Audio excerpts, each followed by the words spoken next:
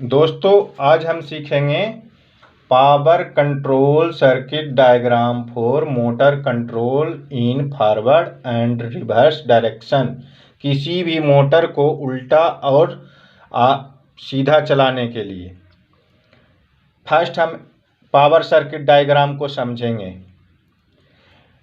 MCC भी लगा हुआ है। एमसीसी भी पे आर सप्लाई आया, वाई सप्लाई आया, बी सप्लाई आया।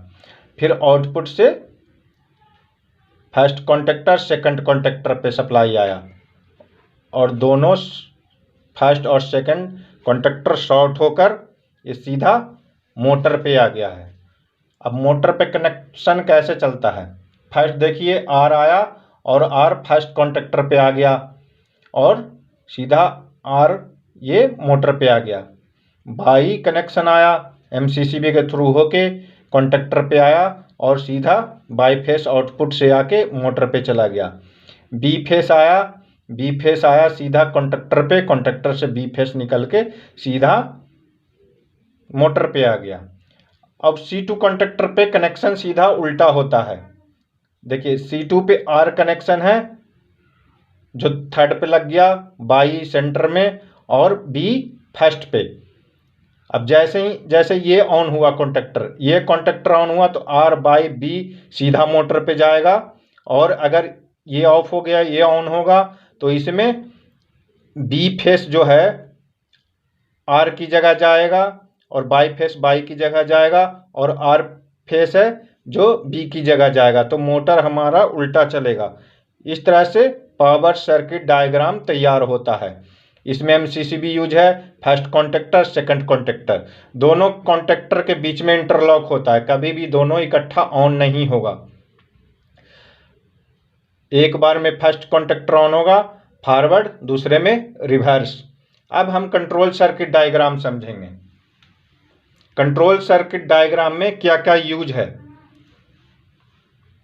पहला एमसीबी है, कंट्रोल सिंगल पोल का एमसीबी। दूसरा ओवरलोड रिले का दो कॉन्टेक्ट यूज है, फर्स्ट एनसी और सेकंड एनओ कॉन्टेक्ट। दूसरा स्टॉप पुश बटन कॉमन है, अगर फॉरवर्ड चल रहा है तो रिवर्स चल रहा है तो दोनों को स्टॉप एक ही बटन से करेंगे। दूसरा दो पुश बटन है, एक फॉरवर्ड का एक रिवर्स का। अब दो कॉन्टेक्टर इसमें यूज है, C1 और C2। ये C1 हो गया और ये C2 हो गया, दोनों कॉन्टेक्टर को यहाँ मानिए। और C1 का कितना कॉन्टेक्ट यूज है? C1 का कॉन्टेक्ट एक यहाँ NC यूज है जो इंटरलॉक के लिए है और दूसरा ये C1 फॉरवर्ड लाइट के लिए है, जैसे ही ये ऑन होगा ये लाइट जलेगा। C2 का दो कॉन्टेक्ट यूज NC यहाँ इंटरलॉक के लिए और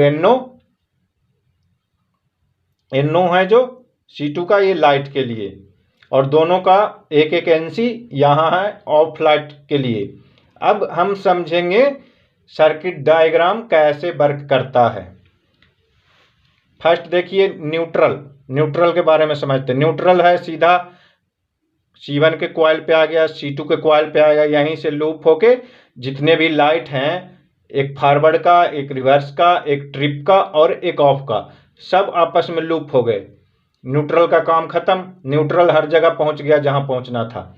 अब प्लस सप्लाई है जो फेस सप्लाई है एमसीबी पे आता है। एमसीबी से जैसे ही एमसीबी को ऑन करेंगे ये चिपक जाएगा इसमें और ये बिजली है जो यहाँ आ जाएगा ओवरलोड को एनसी के थ्रू स्टॉप पुश बटन पे यहाँ आके रुक जाएगा। ये सब यहाँ ऐसे आके रुका रहेगा जब तक कि कंट्रोल सर्किट डायग्राम को हम ऑन नहीं करेंगे। दूसरा एमसीबी से ही सीधा सप्लाई आया एनसी, फर्स्ट C1 कॉन्टेक्टर का NC से होते हुए C2 कॉन्टेक्टर का NC से होते हुए ऑफ लाइट पे। जैसे ही हम MCB को ऑन करेंगे सीधा ये दोनों ऑफ पोजीशन में नॉर्मल जो NC है NC रहेगा, NO है जो NO रहेगा, तो ये सप्लाई इधर से आके सीधा ऑफ लाइट जल जाएगा। जैसे ही MCB ऑन करेंगे ये सीधा सप्लाई ऑफ लाइट पे आएगा। अब स्टार्ट कैसे होगा? जैसे ही मोटर हमें अगर फॉरवर्ड में चलाना हो तो सप्लाई यहाँ आ गई और यहाँ पे रुकी है। फॉरवर्ड चलाने के लिए ये इतना से ऐसे इतना ही सर्किट डायग्राम है। जैसे ही हम स्टार्ट पुश बटन को ऑन करेंगे, सप्लाई है जो इधर से होते हुए सीधा C2 का NC यूज है, C2 अभी ऑफ है तो NC रहेगा। ये कॉइल C1 पे आ गया। C1 पे आते ही एक कॉन्टेक्टर ऑन हो गया और ऑन होते ही C1 का NO यहाँ यूज है कॉन्टेक्ट, तो ये साथ में चिपक जाएगा। अगर ये पुश बटन हट भी गया तो सप्लाई हमारा पुश करके स्टार्ट होने के बाद ये हट जाएगा। जैसे ही सप्लाई हमारा फिर इधर से ये ऐसे जाने लगेगा और ये ऑन हो जाएगा, तो C1 कॉन्टेक्टर ऑन हो जाएगा, हमारा मोटर है जो फॉरवर्ड में चलने लगेगा। अब रिवर्स में चलाने के लिए क्या करेंगे, फॉरवर्ड में चलने लगेगा। जैसे ही ये C1 ऑन होगा, साथ में ये C1 का NO है जो NC हो जाएगा और फॉरवर्ड का लाइट भी चल जाएगा आपका, और ये तो ऑफ हो ही जाएगा। ये C1 ऑन होगा तो ये NO हो जाएगा, तो ये ऑफ हो जाएगा, तो ऑफ हो जाएगा और इसका फॉरवर्ड लाइट जल जाएगा। सेकेंड, अब रिवर्स में चलाना हो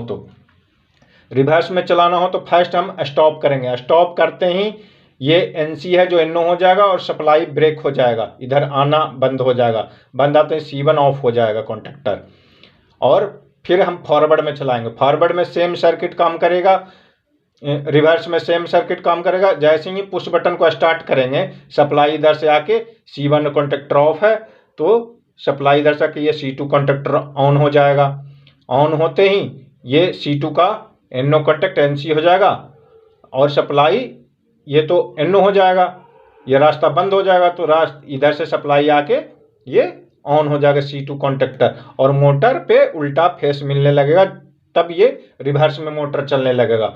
और जैसे ही C2 ऑन होगा तो C2 का NO कॉन्टेक्ट है जो NC हो जाएगा, ये रास्ता मिल जाएगा, तो ये सीधा रिवर्स की लाइट जलेगी, रिवर्स की लाइट जल जाएगी। फिर अगर बंद करना है तो हमें स्टॉप कर देंगे, तो ये दोनों लाइट बंद हो जाएगा और ये ऑफ की लाइट जल जाएगी।